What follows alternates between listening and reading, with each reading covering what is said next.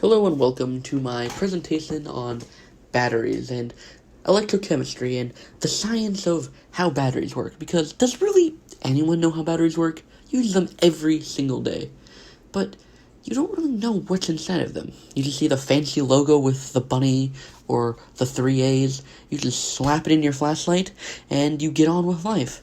You don't really need to know how batteries work, but how do they work? Hello, I'm Noah Reed, and this is my presentation on batteries and how they work. So, you want to learn about batteries. Well, first, you need to know what redox is. Everyone knows what those are, so I don't really need to explain them. But just in case you're one of the few laymen left who doesn't know what a reduction-oxidation reaction is, the thought. It's just a reaction where they trade the states of oxidation, whether they've lost an electron in oxidation or they've gained an electron in reduction, because obviously that's how that works. So these reactions happen at cathodes and anodes.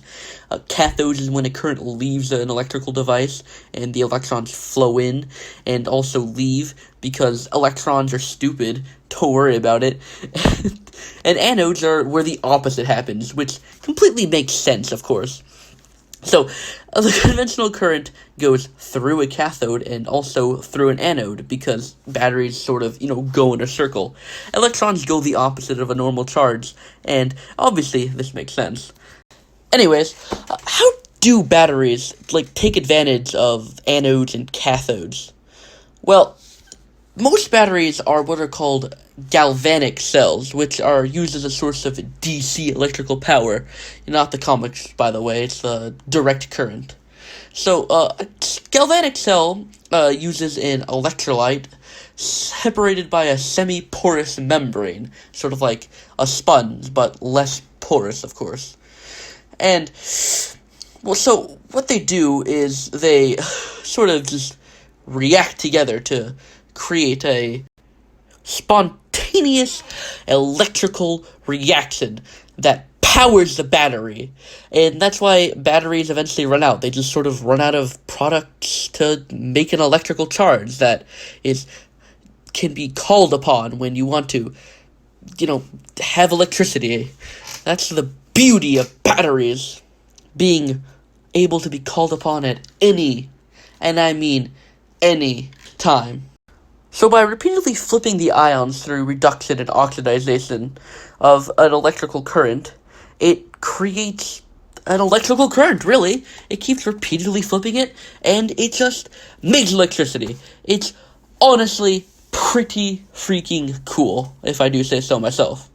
So, for the next type of battery we'll be looking at electrolytic cells, which are a type of battery that has a non-spontaneous redox reaction to drive the energy.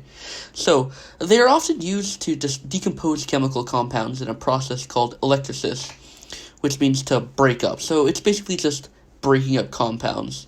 And to break up compounds, you need to hit the decomposition potential, where it's the minimum voltage something needs for electrolysis to occur in a cell. So, an electrolytic cell breaks things up to generate electricity. So, an electrolytic cell has three parts: an anode and a cathode, and the electrolyte. So, the electrolyte is in a solution of water or other solvents in which ions are dissolved. Sometimes they also use molten salts, which sounds dangerous, but honestly, it's just a really warm salt that it can also move. So these electrolytic cells are found when you're recharging a battery, as it doesn't require any electricity to be moving, so it allows it to regain electricity and store it to be reused again. So, when you're recharging a battery, you're transforming it from a galvanic to an electrolytic cell, which is pretty cool. However, only some batteries are able to do this, which is why there's a difference between rechargeable and normal batteries.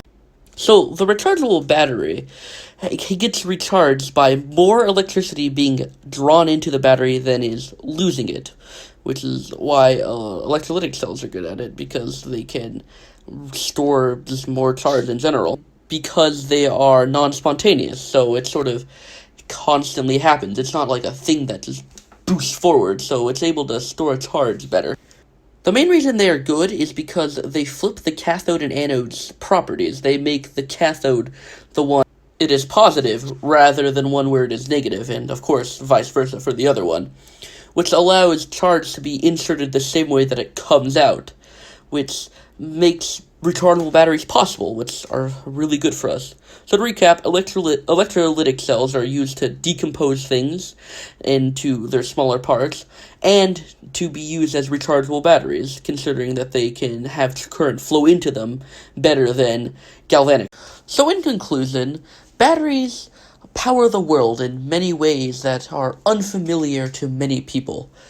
The batteries are arranged in such a way that charge can go through them easily and effectively. But why are they important? Batteries are most important in the future. Right now, renewables will change the world, but the only way they can do that is if they can store their energy somewhere. Right now, our batteries can't hold the energy as efficiently as they should. We have rechargeable batteries to store the energy that they make at varying times for varying amounts, but the energy gets wasted or destroyed because batteries just aren't efficient enough to be able to handle the constant charge and discharge that many times a day for many years. So, batteries need to be updated, and hopefully, with your new understanding of batteries, you can see how they could be updated in the future to help the world.